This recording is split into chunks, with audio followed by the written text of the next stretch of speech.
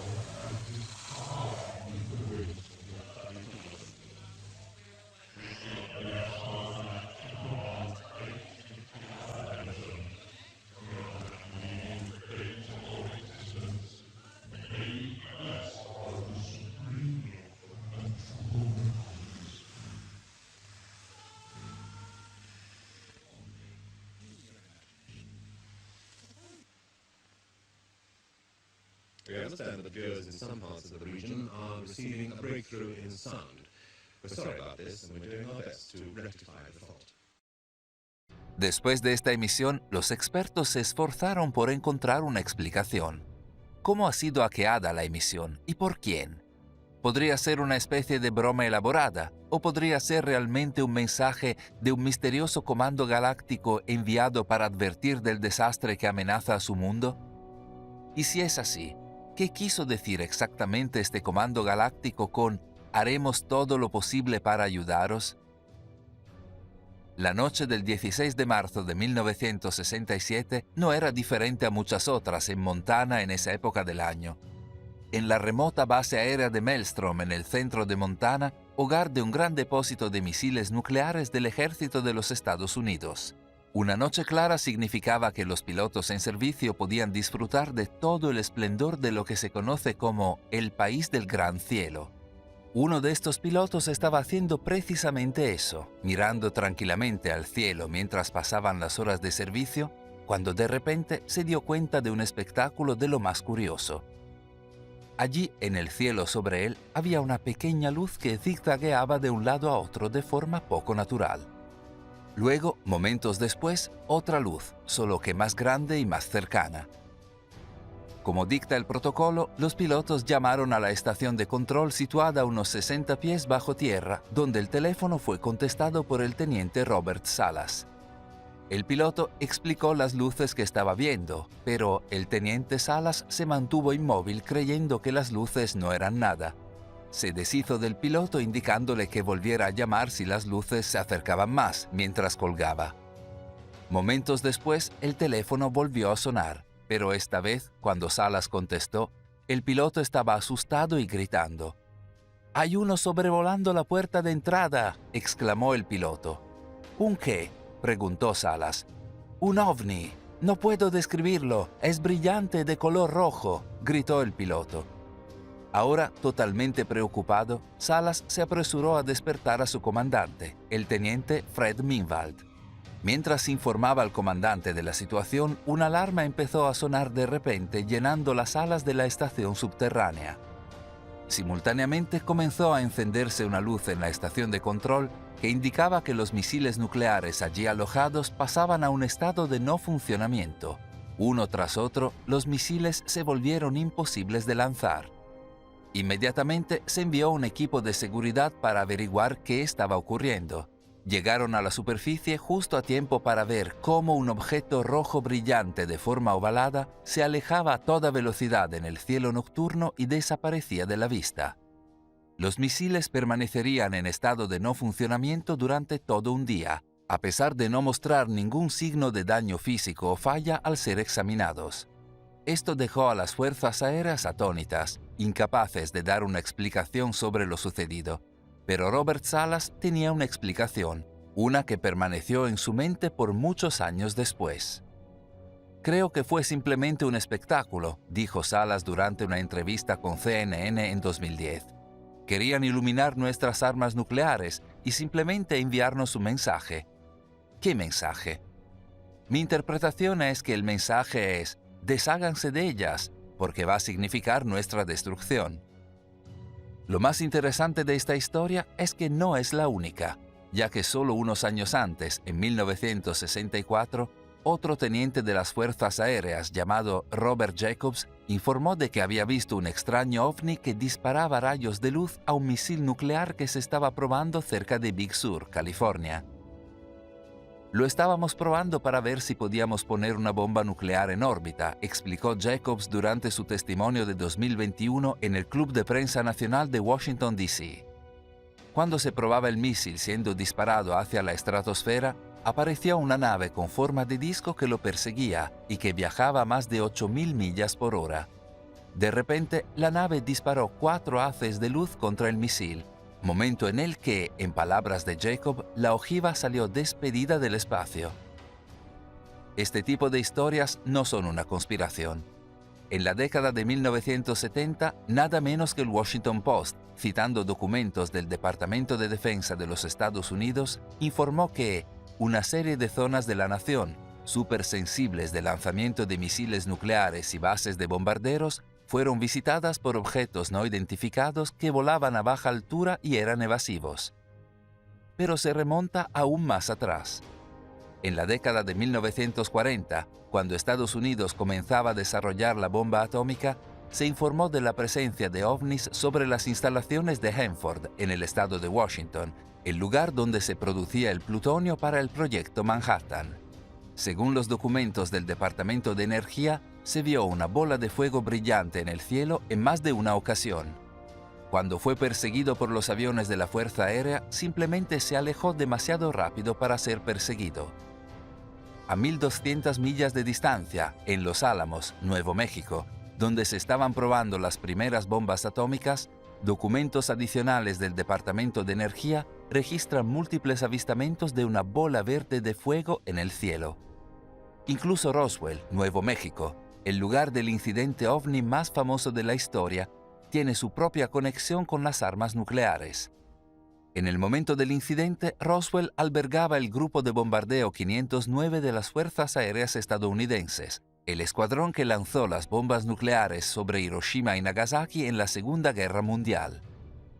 Una y otra vez parece haber una conexión entre los ovnis y las actividades nucleares de Estados Unidos. Esta conexión se ha convertido en el trabajo de la vida del periodista de investigación George Knapp, que durante más de 30 años ha utilizado la Ley de la Libertad de Información para examinar los documentos del Departamento de Defensa y Energía de Estados Unidos, registrando incidentes que aparecen década tras década hasta el día de hoy. En las instalaciones donde empezamos a diseñar y construir armas nucleares, en los lugares donde procesábamos el combustible, en las instalaciones donde probábamos las armas, en las bases donde desplegamos esas armas, en los barcos, en los submarinos nucleares, en todos esos lugares, toda la gente que trabaja allí ha visto esas cosas. De hecho, la relación entre los ovnis y la actividad nuclear de Estados Unidos es algo reconocido en los más altos niveles del gobierno de dicho país. Consideremos a Harry Reid, el recientemente retirado ex líder mayor del Senado de Nevada, quien durante 30 años fue una de las personas más poderosas de los Estados Unidos. Durante una entrevista en 2019, Reid declaró: "Las ocurrencias de personas que ven ovnis no son una docena de personas aquí o allá. Miles de personas lo han visto, y en ocasiones muchos cientos de personas vieron lo mismo al mismo tiempo. Hay sucesos que no se discuten en algunas de nuestras bases de misiles, donde toda la base fue cerrada. Aparentemente, si se les pedía que dispararan un misil, no podían hacerlo. Nadie sabe cómo lo hicieron. Tenemos barcos en donde las comunicaciones se cortaron con estas cosas en el agua. Así que esto no es algo que algunos locos están tratando de convertir en un gran problema. Esto es algo en lo que nosotros como país debemos estar involucrados". En 2007, mientras servía como líder del Senado de los Estados Unidos, Reid impulsó la financiación de decenas de millones de dólares para lo que se conoció como el Programa de Identificación de Amenazas Aeroespaciales Avanzadas, que trabajaba dentro del Departamento de Defensa investigando fenómenos aéreos inexplicables o FAI. El director de este programa desde su inicio hasta 2017 fue un hombre llamado Luis Elizondo.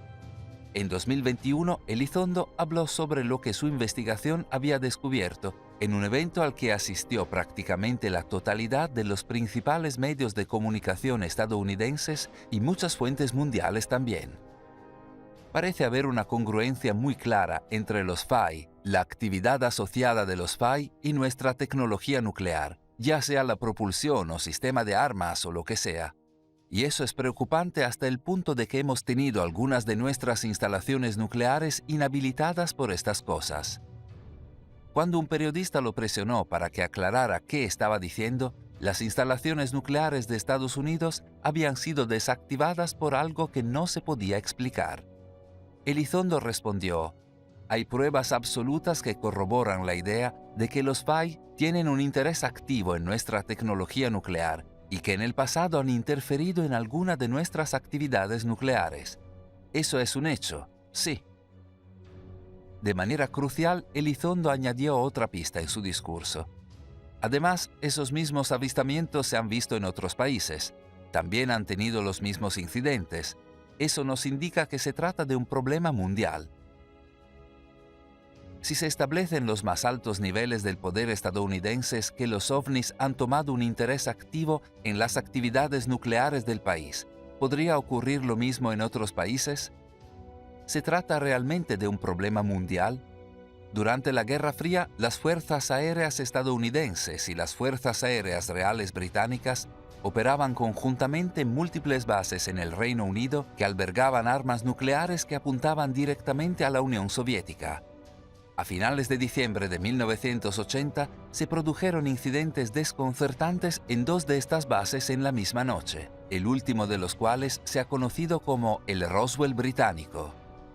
En primer lugar, un controlador aéreo de la base de la RAF de Pentwater en Suffolk, llamado Ivan Barker, informó de algo increíble en el cielo. Miramos por el radar y vimos algo que no se parecía a nada que hubiera visto antes, explicó Barker. Debía moverse a Mach 5, 6, 7 u 8, más rápido que cualquier otra cosa que no fuera un misil. Cuando Barker levantó la vista de radar para verla directamente desde su torre de observación, la nave se acercó. Era, en palabras de Barker, como un helicóptero flotando, excepto que con un helicóptero tienes movimiento hacia arriba y hacia abajo. Esto era estacionario, estaba entre 1500 y 2000 pies de altura. La cosa tenía al menos una manzana de diámetro.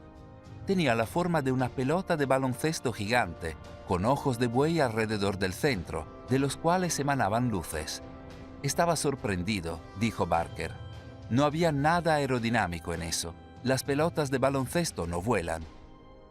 Al mismo tiempo, a unos pocos kilómetros de distancia, en la base de la RAF de Woodbridge, un equipo de seguridad dirigido por el coronel Charles Holt reportó haber visto una pequeña nave de forma triangular en el cercano bosque de Rendlesham.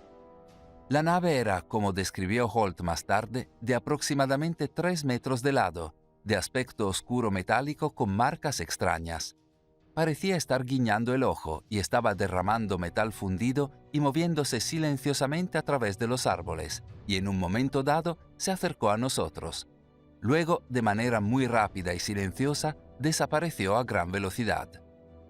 ¿Qué podría haber sido esa nave?, le preguntaron a Holt. No tengo ni idea de lo que vimos aquella noche, pero sí sé que estaba bajo control inteligente. Mi teoría es que era de otra dimensión o extraterrestre. Al igual que con el incidente del torbellino en Montana, cuando los ovnis fueron vistos en Bentwaters y Woodbridge, las armas nucleares en cada base de repente e inexplicablemente se volvieron inoperables. Esas armas nucleares que habían apuntado a la Unión Soviética, bueno, no funcionaban. Simplemente estos incidentes demuestran que la conexión entre los ovnis y la actividad nuclear es un problema mundial. Como sugirió Luis Elizondo, pero en realidad va mucho más allá. En 1954, la cultura ovni no existía a la escala global que existe hoy en día. Si alguien informara de un supuesto encuentro alienígena, no tendrían las historias de otros para crear la suya. Eso es lo que hace que una escena de transmisión local de ese año en Staffordshire, Inglaterra, sea tan convincente.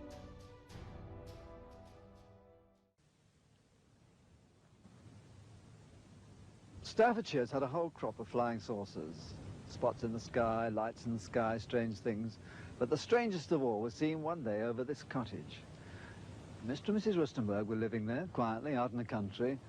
And, well, you just tell me what you saw. Well, it was one ordinary day. I was waiting for my husband to come home from work, and my 2 sons went to Seifert to school, and I was getting changed, and I heard this terrific noise. It was just like a giant cauldron of water being poured onto a fire, a shh sort of noise, you know. And my first reaction was, oh, the children. I thought maybe a plane was crashing or something like that. And I slipped my jumper on and went outside to find my 2 sons lying flat on the ground in the garden in front of the house, shouting, "Mummy, Mummy, there's a flying saucer." Well, naturally, I just said, "Come on, don't be stupid. Come in the house." But felt sort of a strange sensation. Wended my way up the side of the house to where we had a pump where we used to get all our water from. And automatically looked up to see this, all I can describe, this huge Mexican hat. It was stationary, this thing, and it was bright silver in colour, and it had a dome. A dome. It was tilted to sort of, I could see the occupants in it. You saw people in it? I saw people in it. There were 2 people in there. These people were beautiful people. That's the only way I can describe them. They had long golden hair, like a page boy bob, just like the old kings. You used to see photographs of the old kings. And the colour of the hair was golden. Now, I was really... What were they dressed in? They had a sort of a polo neck jumper affair, like a ski top suit, in pale blue. Now, these people weren't sat behind, one behind the other. They were sat together, but this, whatever it was tilted so that I could see them and they could see me. Were you looking at them through windows, through portholes? Or no, not portholes. It was just sort of like a cockpit, I suppose, that had this perspex or glass or whatever it was. They could see me anyway, and I could see them. And they had beautiful faces. I shall never forget their faces as long as I live. Their foreheads seemed to be a bit larger than, you know, the bottom of their faces as normal people you would expect to see. But maybe this was just whatever they had round their heads, which was like a transparent fishbowl. And they just looked. And I was absolutely paralytic with fear. I couldn't move, although my mind was ticking over. And they looked so sympathetic that I was just mesmerized for what seemed to be, ages, but it could have only been seconds. And I turned to sort of look down at the boys, was unaware that they were with me because I was so absorbed. And the next thing, I looked up and it was gone. How low had it been? It had been the height, I couldn't tell you. But the house that you've seen, it was just on top of the roof. It was hovering on top of the roof. How big was it compared with the size of the house? It swallowed the whole circumference of the roof. I couldn't see, the roof was completely blotted out. The chimneys I couldn't see. All I could see was this massive object that I described as like a Mexican hat without the bubbles. And then it flew away sideways or upwards? No, I didn't see. I just looked up and it had gone. But I assume it went straight up, because for a short while after in the sky I looked around and I said to my 2 boys, "Where can you see anything? Can you see anything?" And they said, "There it is, Mum," and they pointed up, and I watched it. It was just like a little cotton meal in the sky, and it circled us 3 times. It went round 3 times, and then it just shut off, and that was it. When I started to analyze myself afterwards, I feared that I might have had an hallucination, but then I knew I hadn't had, because my sons were so sure about what they'd seen and what I'd seen. And it went through my mind that it was a secret weapon from Russia, and then I thought, well, it can't be that, because if they had something like that, they wouldn't need to fear anybody or anything. Were you scared by it? Did you run indoors? Oh, I was petrified. I couldn't move. I couldn't move a muscle. I was paralyzed with fear. But now I wouldn't be. Because now, when I look back, you know, I think, what an amazing thing to have happened, and for me to have seen it. And when your husband came home, where were you? Well, when my husband came home from the office, I was locked in the house with my children, under a big kitchen table that we were using. Under the table? Under the table, yes. It's funny now when I look back, you know, it sounds absolutely ridiculous, but this is the truth. This happened. And that's it. We were ridiculed. It was very embarrassing at the time, and people, they possibly thought, oh, she's a nutter. But, you know, who cares? This is something that happened to me, and I'm a practically minded person, and that's it. Si bien la historia es extraordinaria, noten que mientras la señora Rastenberg la cuenta, no es dramática. No es evidente que esté actuando en beneficio de la cámara, sino más bien moderada y segura. Su lenguaje corporal es el de alguien que no tiene nada que ocultar y nada que ganar mintiendo. Pero lo que hace que la historia de la señora Rastenberg sea particularmente relevante aquí no es su aparente sinceridad, sino más bien dónde tuvo lugar su historia. Solo unos años antes de su supuesto encuentro, la ciudad natal de la señora Rastenberg, Staffordshire, Inglaterra, fue el lugar del mayor accidente militar jamás registrado. 27 de noviembre de 1944, conocido por siempre para los residentes de Staffordshire como el día que el mundo explotó. Ese día, más de 4.000 toneladas de bombas, proyectiles y munición de fusiles almacenados en una instalación subterránea de la RAF fueron incinerados accidentalmente. El resultado fue la mayor explosión no nuclear de la historia de la humanidad. Bajo una nube con forma de hongo de miles de metros de altura, el campo que lo rodeaba fue arrasado, las granjas fueron arrasadas y un depósito de agua destruido. Los campos estaban llenos de cadáveres de ganado mutilados y peces, mientras que muchas personas murieron. En el lugar de la explosión quedó un cráter humeante de unos 100 pies de profundidad y 400 yardas de ancho, conocido en la actualidad como el cráter de Henbury. Para empeorar las cosas, aunque la explosión había sido inmensa, no había impactado en todo el almacén de armas subterráneo. No todas las bombas explotaron. Era muy peligroso intentar recuperar los explosivos no detonados. El suelo era demasiado inestable y la amenaza de otra explosión muy alta, forzando al gobierno a dejar el efectivo volátil bajo tierra. ¿Le da esto más credibilidad a la historia de la señora Rastenberg de su encuentro con los extraterrestres? Piénsenlo. La conexión entre los ovnis y las armas peligrosas ya se ha establecido en los niveles más altos del poder estadounidense. Tal vez el ovni que la señora Rastenberg vio solo estaba allí para comprobar la bomba de relojería que había bajo sus pies. Quizás el ovni no se estaba cuidando. Esta idea puede expandirse más allá de las fronteras del occidente angloparlante y más allá de simples armas peligrosas.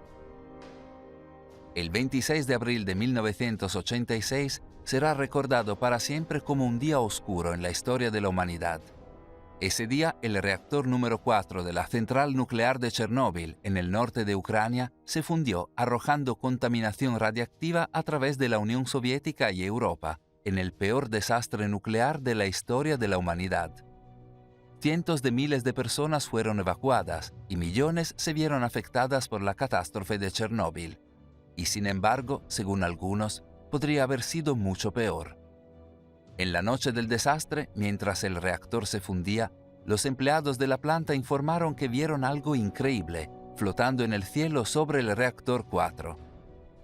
En palabras de uno de estos empleados, el dosametrista principal Mikhail Veritsky, vimos una bola de fuego y estaba volando lentamente en el cielo. Creo que la bola era de 6 u 8 metros de diámetro. Entonces vimos 2 rayos de luz carmesí que se extendían hacia la cuarta unidad. El objeto estaba a unos 300 metros del reactor. El evento duró unos 3 minutos. Las luces del objeto se apagaron y se fue volando en dirección noroeste. Recuerda que los rayos de un ovni provocaron que un misil nuclear cayera del espacio en las afueras de Big Sur, California, en 1964.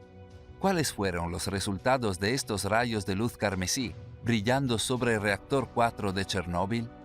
En 2002, el medio de comunicación ruso Pravda dio una respuesta en una investigación sobre el incidente. El ovni bajó el nivel de radiación, informaron. El nivel se redujo casi 4 veces. Esto probablemente impidió una explosión nuclear. Así que tal vez no son las armas específicamente las que están conectadas con los ovnis, sino más bien la tendencia de la humanidad de acercarse a la autodestrucción.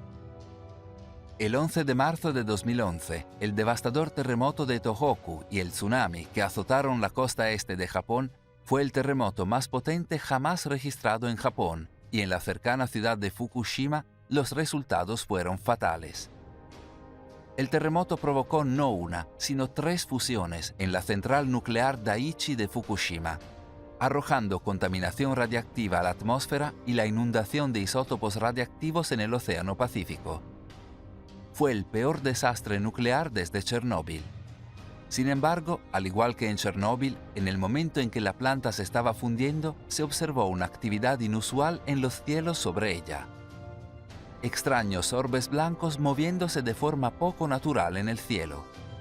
¿Qué estaban haciendo estos orbes? Y es posible, como se afirma en el caso de Chernóbil, que de alguna manera estaban minimizando el desastre. ¿Podría haber sido peor la fusión nuclear de Fukushima si no fuera por estos ovnis? Algunos dicen que se dio una respuesta en 2016, cuando el terremoto de magnitud 6,9 de Fukushima se produjo justo al sureste de la ciudad. Aunque las operaciones de la planta nuclear de Fukushima se habían detenido después de 2011, todavía contenía reactores nucleares que tardarían décadas en ser desmantelados, reactores que, una vez más, amenazaban con hacer fusión ante el desastre. Cuando se produjo el terremoto, los que aún trabajaban en la planta vieron con terror cómo parte del sistema de refrigeración necesario para evitar esta fusión se apagaba inexplicablemente. Justo en ese momento, un ovni apareció en los cielos sobre la planta. Increíblemente, a pesar del apagado de parte del sistema de refrigeración, no se registró casi ningún aumento de la temperatura en los reactores. No hubo fusión ni desastre nuclear. ¿Podía el ovni visto en los cielos cuando se produjo el terremoto haber evitado de alguna manera el desastre?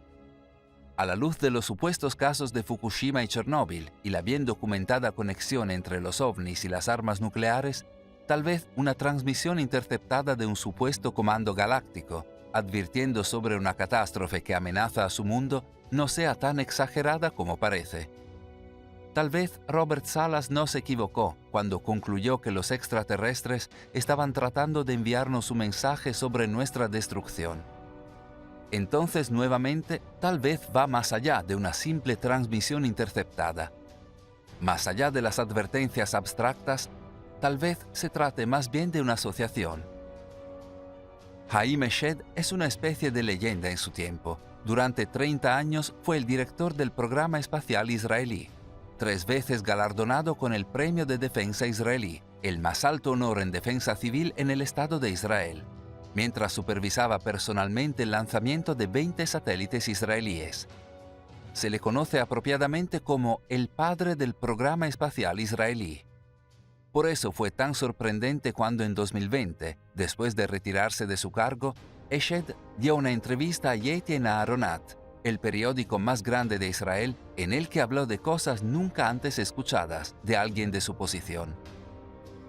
Los extraterrestres no solo han visitado la Tierra, como afirmó dramáticamente Eshed, sino que han contactado y forjado relaciones con los gobiernos del mundo. Estos extraterrestres, según Eshed, representan una federación espacial intergaláctica que ha estado vigilando a la humanidad, rastreando toda la actividad nuclear y previniendo guerras nucleares. No todos los gobiernos del mundo lo saben, explicó. Hay un grupo de aliados, americanos, rusos, japoneses, británicos, chinos, que están coordinando y pidieron no revelar esto y no publicarlo.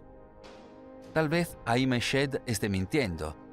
Tal vez tiraría por la borda una carrera premiada en una estafa. O tal vez él es simplemente el primero en una posición de poder para decir la verdad. ¿Podría una federación espacial intergaláctica estar realmente vigilando a la humanidad sin que la mayoría de nosotros sepa qué está sucediendo? O tal vez sabemos más de lo que nos damos cuenta. Era julio de 1992, cuando Peter Curry se despertó en una situación angustiante. Estaba paralizado, incapaz de moverse, pero totalmente consciente. Lo más alarmante fue que se dio cuenta de que una extraña mujer estaba sentada encima de él, ahorcajada sobre su cuerpo. Tenía características inusuales, cabello rubio y piel blanca como leche, con grandes ojos azules y pómulos sobresalientes. En la esquina de la cama se sentó otra mujer, una mujer de aspecto asiático, según Curry.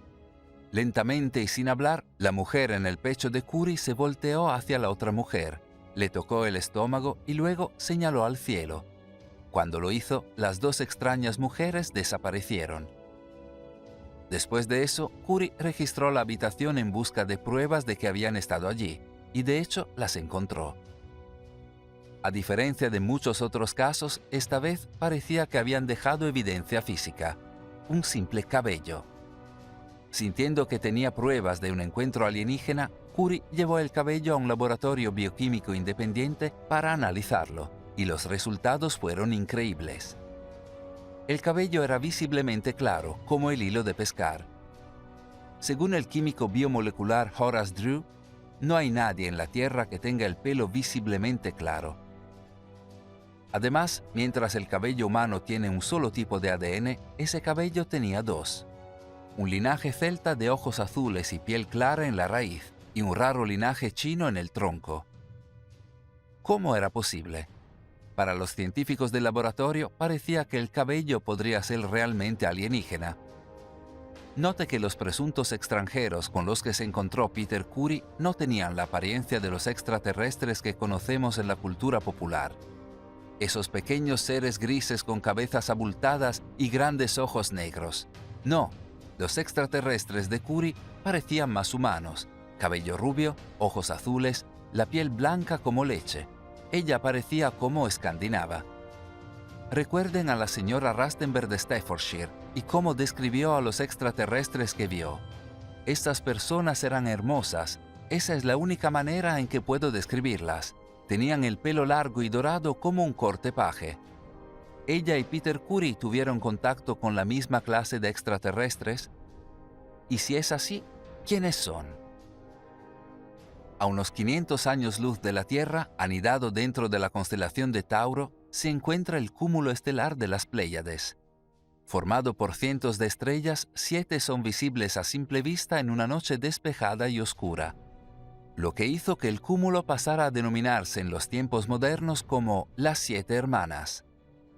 Desde que los seres humanos registran sus pensamientos, el cúmulo de estrellas de las Pléyades ha tenido un lugar especial y de extraña importancia similar. En el antiguo Egipto, las 7 estrellas visibles del cúmulo de las Pléyades representaban a 7 diosas que proveían de alimento a los adoradores. Las tradiciones escandinavas hablaban de las Pléyades como las hijas de la diosa nórdica del amor y la fertilidad. Las personas pintaban 7 puntos en sus casas para protección. En la antigua Roma, la escuela del pensamiento conocida como hermetismo hablaba de las 7 estrellas de las Pléyades como poseedoras de los secretos de un nivel superior de conciencia.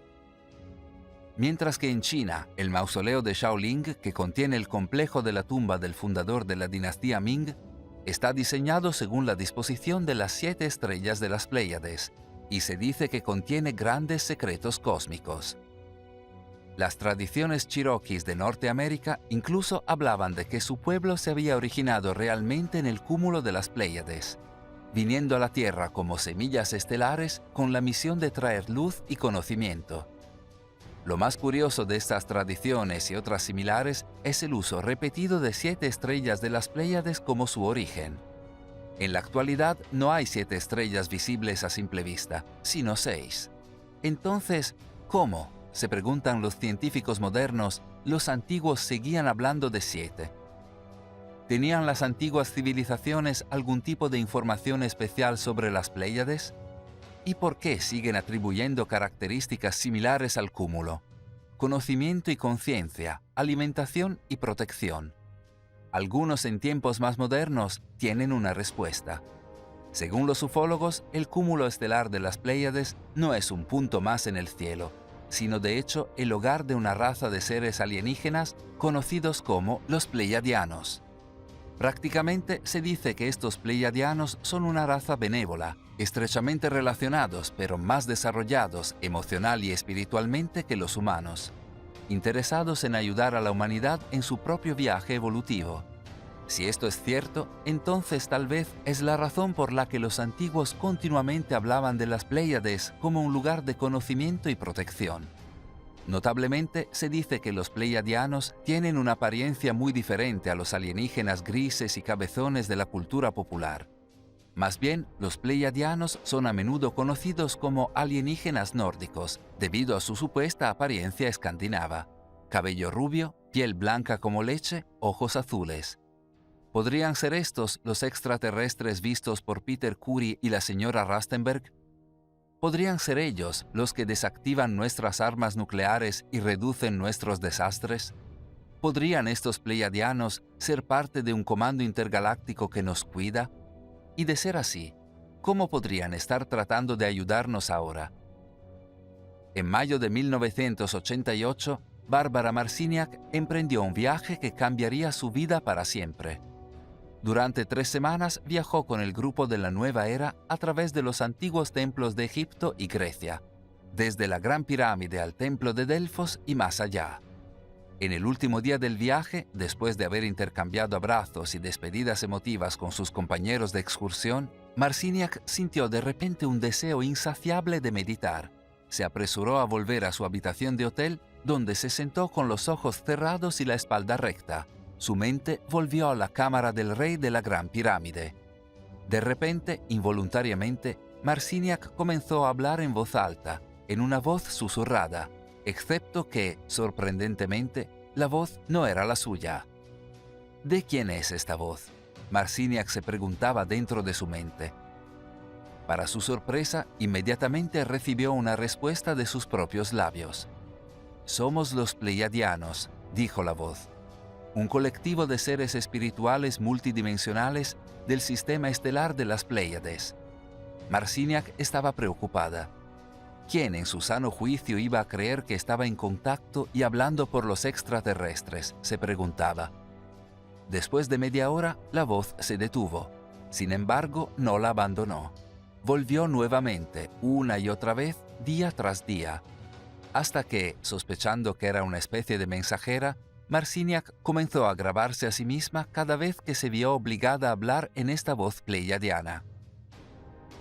Hoy, Marciniak es autora de 7 libros escritos a partir de estas grabaciones, que han sido traducidos a 20 idiomas y han vendido casi de 1 millón de copias en todo el mundo. Ella viaja por el mundo difundiendo los mensajes que dice haber recibido de los pleiadianos. La pregunta entonces es, ¿qué mensajes? ¿Qué le dijeron?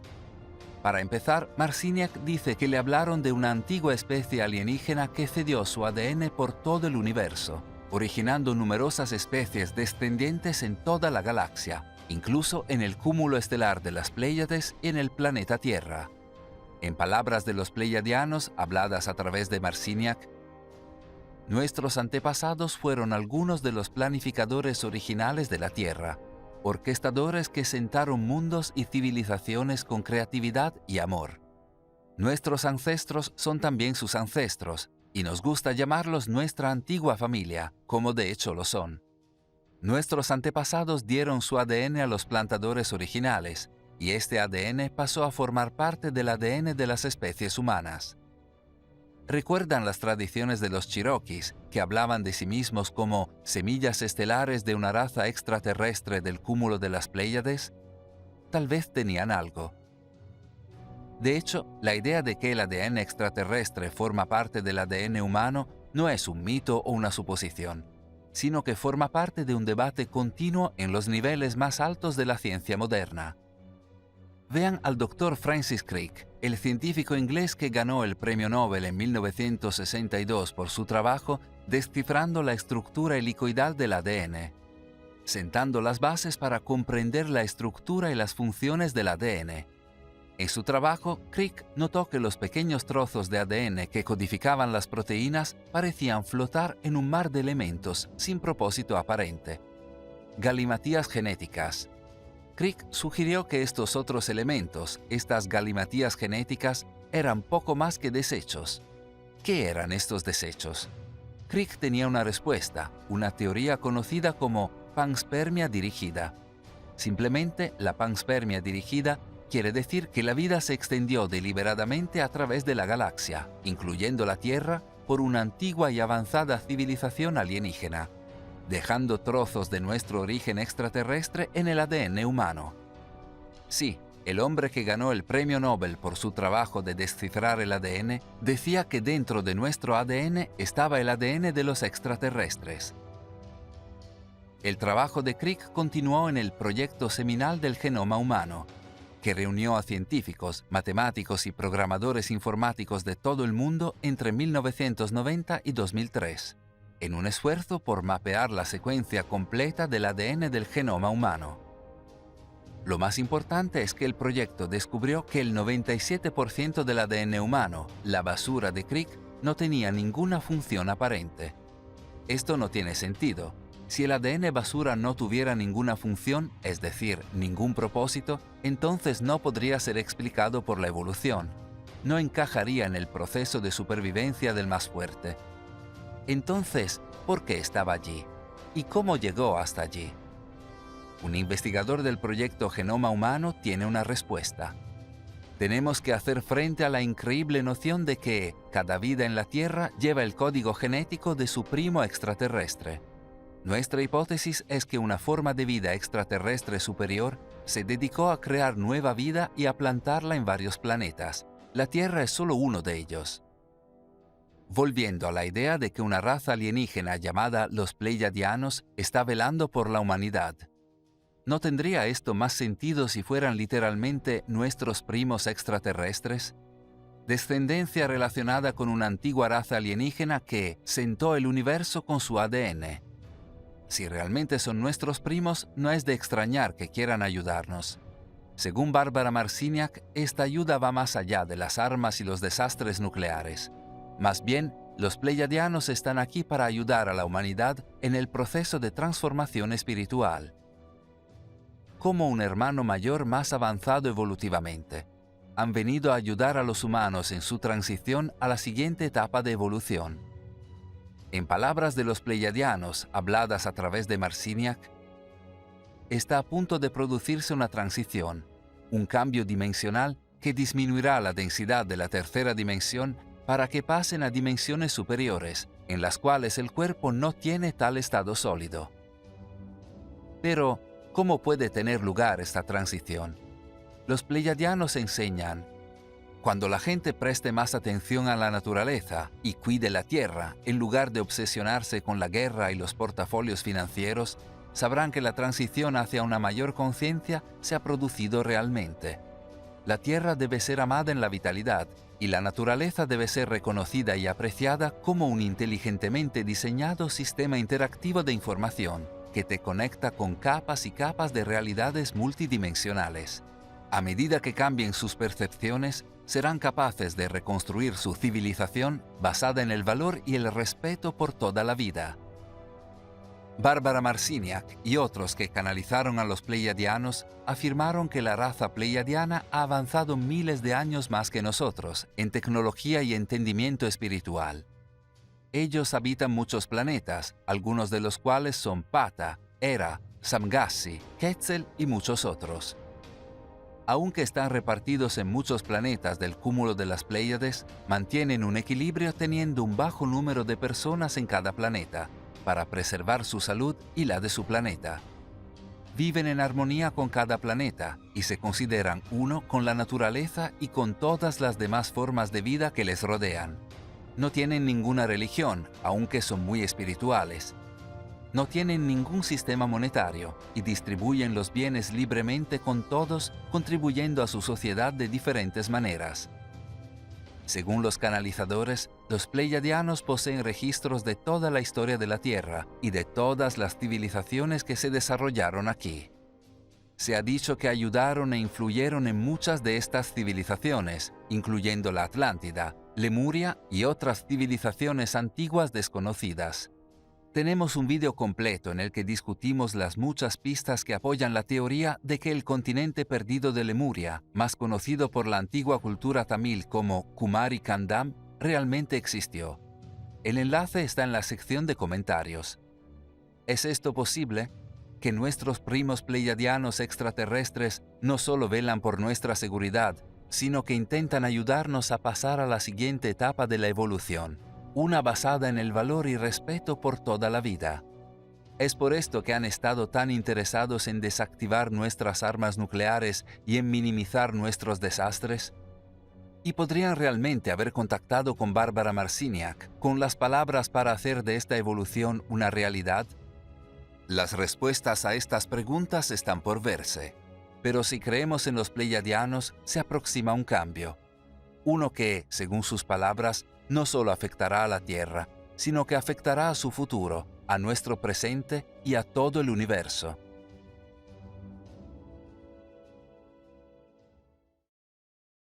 Gracias por vernos. Si disfrutaste el video, por favor, haz clic en el botón me gusta. Y si eres nuevo, haz clic en suscribirse y la campana para recibir notificaciones futuras.